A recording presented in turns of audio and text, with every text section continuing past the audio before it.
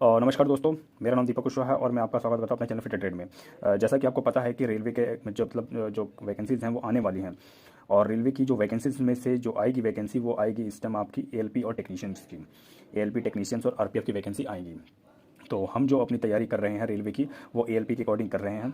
और एएलपी के अकॉर्डिंग कर रहे हैं। और जो हम इस टाइम जो टॉपिक उठा रखे हैं वो साइंस का फर्स्ट टॉपिक उठा रखे हैं, जो कि फिजिक्स से है। फिजिक्स का पहला चैप्टर हमारा होता है यूनिट एंड डायमेंशन। यूनिट मतलब मात्रक और डायमेंशन मतलब बीमा, मतलब कि मात्रक और बीमा के बारे में हम इसके अंदर पढ़ेंगे। और ये जो आप बुक देख रहे हैं ये बुक जो हमारी एस के झा सर हैं जो कि पटना में पढ़ाते हैं, और ये काफ़ी फेमस है और अपना मतलब रेलवे के लिए माने जाते हैं कि काफ़ी फेमस हैं। और इनसे पढ़े हुए अधिकतर बच्चे जो हैं सफल होते हैं, और मैं भी इनकी ही बुक को फॉलो करता हूँ। तो फर्स्ट चैप्टर देखिए, ज़्यादा बातें ना करें और उसके बाद मतलब कि हम टॉपिक पे आएँ और अपनी जो टॉपिक्स हैं वो धीरे धीरे कंप्लीट करें। देखिए जैसे कि यहाँ पर फिजिकल्स क्वांटिटीज़ के बारे में दे रखा है, मतलब भौतिक राशियाँ। तो भौतिक राशियाँ पदार्थ का वह गुण है जिनका मापन किया जा सकता है तथा उनकी माप को संख्या द्वारा प्रदर्शित किया जा सकता है। तो सीधी सीधी बातें अगर हम देखें तो यहाँ पर क्या मतलब है इसका, कि जिनका मापन किया जा सके और उनकी संख्या को प्रदर्शित किया जा सके। जैसे अगर हम देखें यूनिट आखिर है क्या?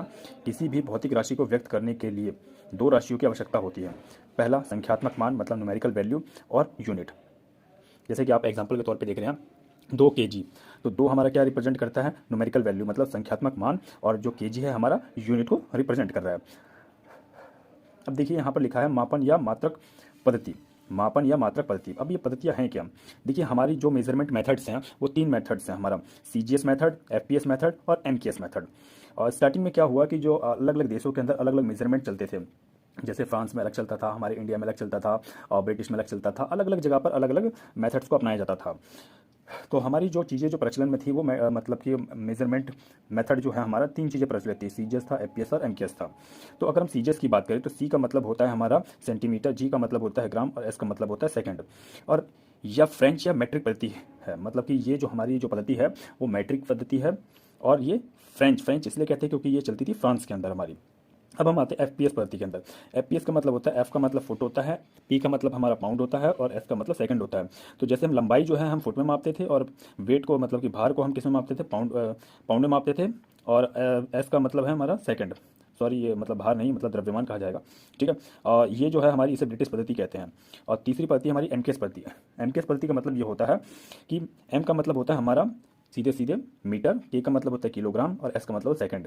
तो मीटर मतलब कि लंबाई को मीटर में मापते थे, किलोग्राम को हम, द्रव्यमान को हम केजी में मापते थे, और समय को सेकंड में मापते थे। यह मैट्रिक पद्धति कहते हैं। हमारे भारत के अंदर जो है मैट्रिक पद्धति अपनाई जाती थी, ठीक है। अब देखिए इसमें एक वर्ड आप लोगों ने सुना होगा, अंतर्राष्ट्रीय पद्धति, मतलब सिस्टम ऑफ इंटरनेशनल। अब इस सिस्टम ऑफ इंटरनेशनल है क्या? सन 1971 ईस्वी में फ्रांस की राजधानी पेरिस में मापतौल विभाग के अंतर्राष्ट्रीय अधिवेशन में ऐसी पद्धति की मान्यता मिली। मतलब देखिए, अब मैं आपको समझाने की कोशिश करूं। जब हमारे पूरे विश्व का मतलब जब सर्वे किया गया, तो सर्वे करने के बाद से अलग अलग देशों में पाया गया कि अलग अलग पद्धतियाँ जो है हमारी कार्य कर रही हैं। जैसे कि मैंने अभी आपको बताया कि हमारे भारत में अलग पद्धति काम करती थी, ब्रिटेन में अलग पद्धति करती थी, और हमारे क्या नाम है फ्रांस में अलग करती थी। ऐसे ही अलग अलग देशों को मतलब देखा गया। तो जब इसका आकलन किया गया तो पता चला कि हमारी जो है एमकेएस पद्धति बहुत सारे देशों में प्रचलित है। दोस्तों अब हम बात करते हैं एसआई मात्रक की। तो एसआई मात्रक के अंदर हमारे जो है 2 प्रकार के होते हैं, एक हमारा आधारी मात्रक और दूसरा होता है पूरक मात्रक। इसको इंग्लिश में कहेंगे बेसिक यूनिट, और दूसरे को हम कहेंगे सप्लीमेंट्री यूनिट। तो ये एसआई मात्रक जो हमारे 2 प्रकार के होते हैं।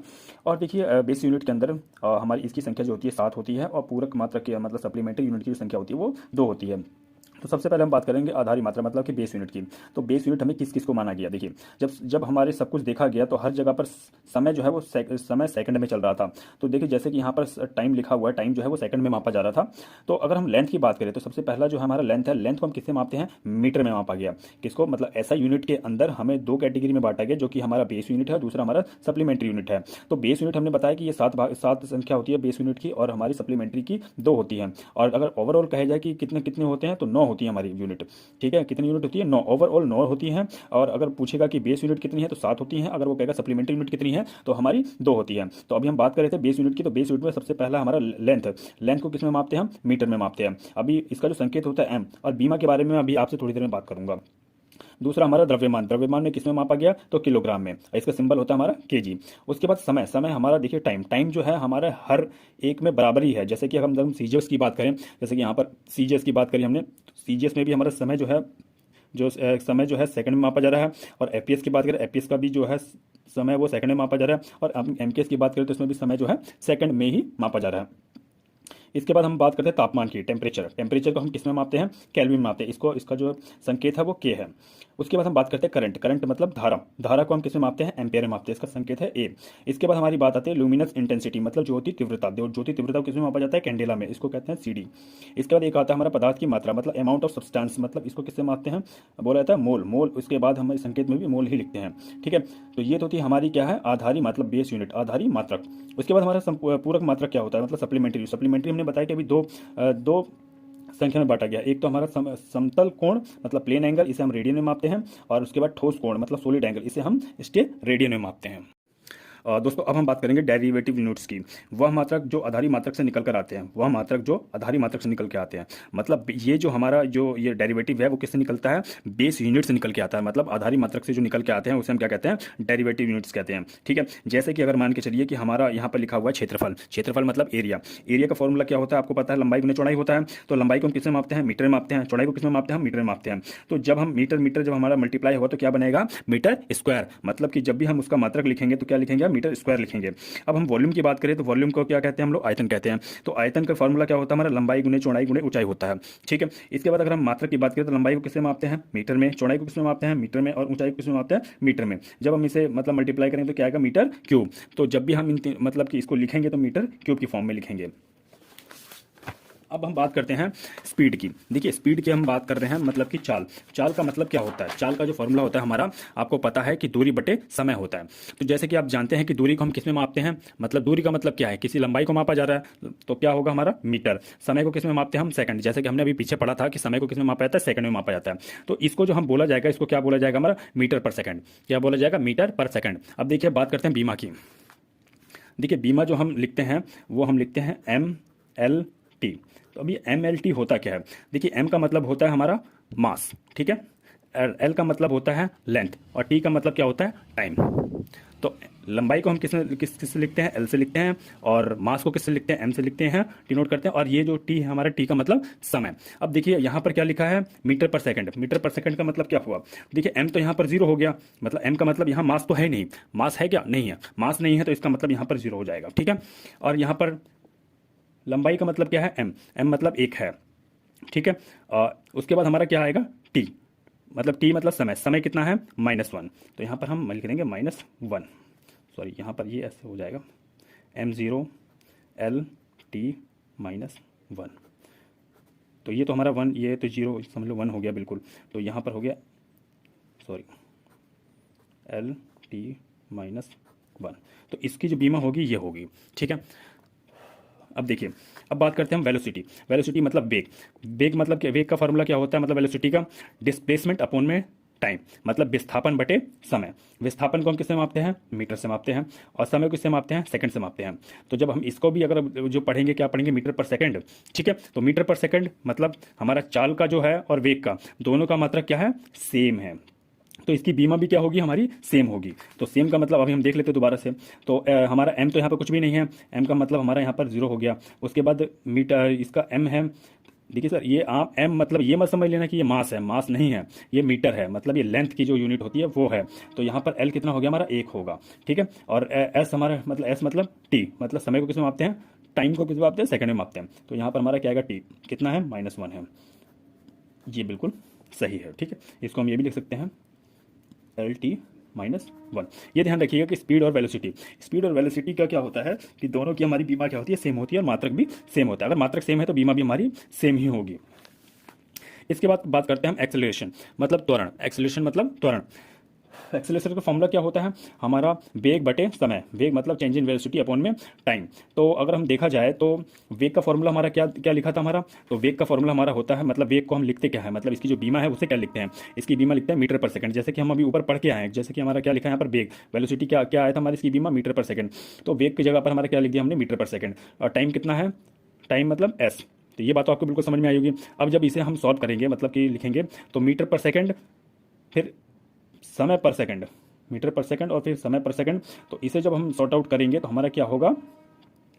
ये सॉल्व करने का मीटर पर सेकंड स्क्वायर हो जाएगा हमारा। क्या हो जाएगा? Metre per second square. और इसकी जो बीमा बनेगी, बीमा देखिए कैसे बनेगी। इसमें लिखते हैं मीटर पर सेकंड स्क्वायर। तो यहाँ पर M तो हमारा 0 हो गया, और L हमारा 1 हो जाएगा, और टाइम जो होगा हमारा -2। तो ये जो हमारा होगा किसका हो जाएगा, ये त्वरण का हो जाएगा। ठीक है, इसके बाद हम बात करेंगे फोर्स की। फोर्स होता क्या है, फोर्स हमारा होता है द्रव्यमान इंटू त्वरण। द्रव्यमान मतलब मास इंटू त्वरण मतलब एक्सेलरेशन। तो मतलब कि मास इंटू एक्सेलरेशन। तो आपको पता है कि मास को हम किस में मापते हैं, मास को हम क्या लिखते हैं, केजी, और त्वरण को क्या लिखते हैं, मीटर पर सेकंड स्क्वायर। ठीक है, तो यहाँ पर kg metre per second square is equal to newton. अब देखिए न्यूटन पे अभी आप छोड़िए न्यूटन के बारे में, अभी हम बात करेंगे इसमें हमने क्या लिखा, KG metre per second square. अब हम इसकी बीमा की बात करें तो बीमा के बारे में हम लिख देंगे, यहाँ पे पहले देखेंगे KG metre per second square. ठीक है, अब यहाँ पर हमने लिखा एम क्यों, क्योंकि यहाँ केजी है, एम, मीटर के लिए एल, और टाइम के लिए। ठीक है, ये बात आपको समझ में आई। ये किसकी बीमा है, ये बीमा है हमारी फोर्स की। ठीक है, MLT-2। ठीक है, ये बात आपको क्लियर होंगी। ठीक है, और जैसे कि इसमें मैंने सिर्फ और सिर्फ चुनिंदा जो मतलब हमारे एग्जाम के पॉइंट ऑफ व्यू से जो इंपॉर्टेंट है, मैंने उन्हीं के ऊपर सिर्फ और सिर्फ मतलब रीड किया है। बाकी ये सारी चीज़ें हमको क्लियर हो जाएगी जैसे जैसे हम आगे चैप्टर पढ़ते चले जाएंगे, वैसे ही आपके धीरे धीरे सारी जो यूनिट्स हैं, उनकी बीमा है, उनके सूत्र हैं, सब आपको ध्यान धीरे धीरे सब याद हो जाएगा। ठीक है, इसके लिए आप चिंता मत करिएगा। जैसे जैसे हम साइंस के आगे चैप्टर्स पढ़ते जाएंगे और हम यूनिट्स के ऊपर कुछ ज़्यादा फोकस करेंगे कि उनको क्या यूनिट्स उसकी मतलब कि लिखी जा रही है। ठीक है, जैसे कि हमारे यहाँ पर देखिए वर्क है, वर्क मतलब कार्य, कार्य का क्या होता है हमारा, कार्य का हमारा बल इंटू विस्थापन होता है, मतलब कि फोर्स इंटू डिस्प्लेसमेंट होता है हमारा। तो इस सब चीज़ों के बारे में हम डिस्कस करेंगे आगे, जैसे चैप्टर बढ़ता जाएगा हम उसके ऊपर भी ध्यान देते रहेंगे। ठीक है, और अभी तो बस आपको समझाने के लिए मैंने ये कुछ 4-5 पॉइंट्स कराए हैं, और इसके बाद हम इसके थोड़ी सी चर्चा जब हम चैप्टर पढ़ेंगे तो उसके अंदर हम लोग इसको पूरे प्रॉपर डिटेल में कर लेंगे, और वहाँ पर आपको चीज़ें समझ में भी आएंगी। बट अभी मैं आपको यहाँ पे कराऊंगा तो ये चीज़ें सर के ऊपर से जा रही होंगी आपके, बट जब चैप्टर पढ़ेंगे, चैप्टर में ये सब चीज़ें आपकी बिल्कुल क्लियर होती जाएगी। बस आपको मैंने समझाने के लिए चीज़ें 2-4 चीज़ें बताई हैं। और ठीक है दोस्तों, इसमें से एक पॉइंट जो हमारी चीज़ आती है, मतलब जो परीक्षा के पॉइंट ऑफ व्यू से जो सबसे ज़्यादा इंपॉर्टेंट है, वो खगोलीय दूरियों का मापन। मतलब कि खगोलीय दूरियों से आपको क्वेश्चन देखने को बिल्कुल ही मिलेगा। इसके अंदर हमारा क्या पूछता है, लाइट ईयर के बारे में पूछता है, मतलब प्रकाश वर्ष के बारे में पूछता है। उसके बाद खगोलीय इकाई के बारे में पूछता है, मतलब एस्ट्रोनॉमिकल यूनिट पूछता है। उसके बाद पार्सेक के बारे में पूछता है। आखिर ये चीज़ें क्या है, इनको ऐसा क्यों कहते हैं, इनके बारे में आज जान लेते हैं। देखिए, प्रकाश वर्ष का मतलब क्या होता है, मतलब प्रकाश द्वारा निर्वात में एक वर्ष में तय की गई दूरी को कुल दूरी को एक प्रकाश वर्ष कहते हैं। अब देखिए, प्रकाश वर्ष निर्वात का क्या मैटर है इसके अंदर, प्रकाश के जब द्वारा निर्वात मतलब कि जहां पर वायुमंडल ना हो, निर्वात में एक वर्ष में तय की गई कुल दूरी, मतलब उसके एक वर्ष के अंदर जितनी दूरी प्रकाश तय करता है उसको हम क्या कहते हैं, एक प्रकाश वर्ष कहते हैं। ठीक है, आपको ये बात समझ में आई कि प्रकाश द्वारा निर्वात के अंदर मतलब कि जहां पे वायुमंडल नहीं होता है वहां पर प्रकाश एक वर्ष में जितनी दूरी कुल दूरी तय करता है उसे हम एक प्रकाश वर्ष कहते हैं। अब देखिए, एक प्रकाश वर्ष का मतलब होता है कि 9.467 इंटू 10⁻15 मीटर। ये बात बिल्कुल ध्यान रखिएगा कि उस पर क्वेश्चन ये बिल्कुल आएगा कि एक प्रकाश वर्ष मतलब बराबर कितना होता है। तो आपको ये 9.467 इंटू 10⁻15 मीटर, ये आपको मतलब कि आपको ध्यान रखना पड़ेगा कि एक प्रकाश वर्ष की जो हमारी वैल्यू होती है वो इतनी होती है। अनौपचारिक रूप से खगोलीय दूरी को व्यक्त करने के लिए प्रकाश वर्ष का प्रयोग किया जाता है। ठीक है, ये तो उतना कोई खास पॉइंट नहीं है, बट आपको जो मेन ध्यान रखने वाली बात है जो मैंने आपको बताया कि प्रकाश वर्ष द्वारा निर्वात में एक वर्ष में तय की गई दूरी को हम एक प्रकाश वर्ष कहते हैं। दूसरा हमारा पॉइंट पूछा जाता है कि खगोलीय इकाई क्या होती है, एस्ट्रोनॉमिकल यूनिट। यह भी दूरी का मात्रक है, मतलब ये भी, इससे भी हम दूरी का मात्रक है। पृथ्वी और सूर्य के बीच की मध्य दूरी खगोलीय इकाई कहलाती है। अब देखिए, ये कह रहा है कि पृथ्वी और सूर्य के जो बीच की जो मध्य दूरी का मतलब होता है एवरेज दूरी को हम खगोलीय इकाई कहते हैं।